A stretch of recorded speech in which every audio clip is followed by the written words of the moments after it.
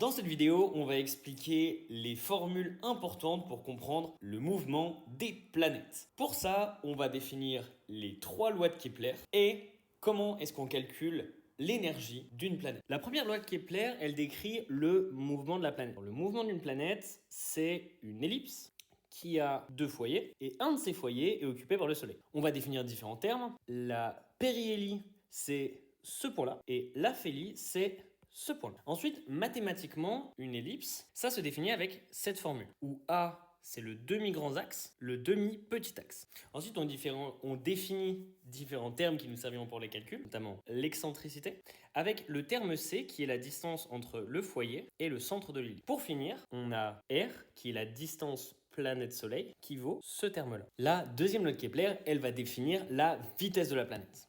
Quand elle est loin, elle va doucement et plus elle s'approche, plus elle va vite. Plus elle s'approche, plus elle va vite.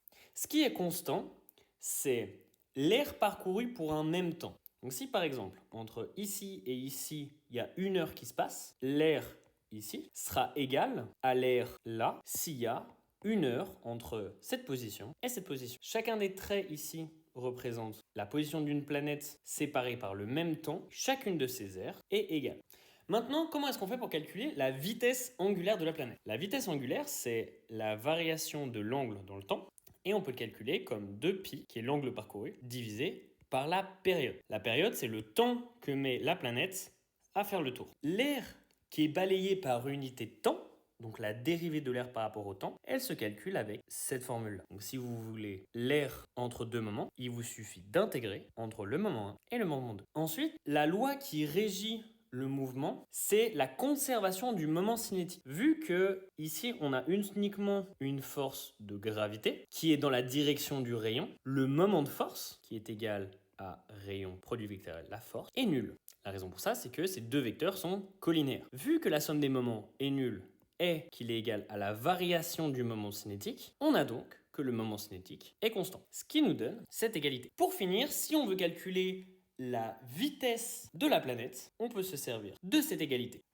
La troisième grande trouvaille de M. Kepler, c'est un lien entre la taille du demi-grand axe et la période d'une planète. Ce qu'il a trouvé, c'est que le carré de la période, donc le temps qu'a mis la planète à faire un tour complet, est proportionnel au cube de la taille du demi-grand axe. Ce facteur de proportionnalité, il est égal à 4π au carré divisé par g fois m. Ici, m, ça représente la masse de l'objet central. Dans le système solaire, c'est le Soleil. Ce qui est très pratique dans les calculs, parce que vu que g est une constante, que la masse du Soleil ne bouge pas trop, si on connaît la période de rotation, alors on connaît la distance ici. La deuxième chose pour laquelle c'est pratique, c'est que pour toutes les planètes d'un même système, ce terme est constant. Ça veut dire que la période de la Terre au carré divisée par son demi-grand axe au cube est égale à la période de Mars au carré divisée par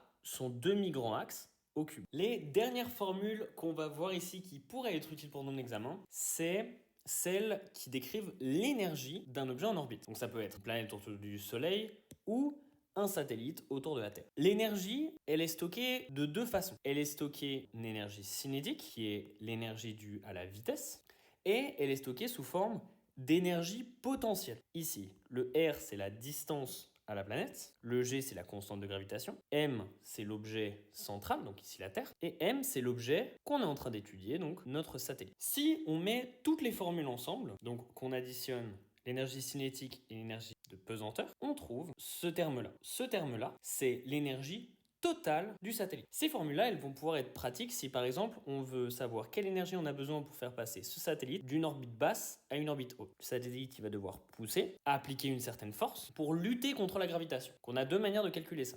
Première manière, vous faites la différence d'énergie entre l'orbite basse et l'orbite haute. Ce qui va changer, c'est ce terme-là. On va avoir le premier demi-grand axe et le deuxième. Donc on pourrait faire que l'énergie nécessaire sera égale à la variation d'énergie.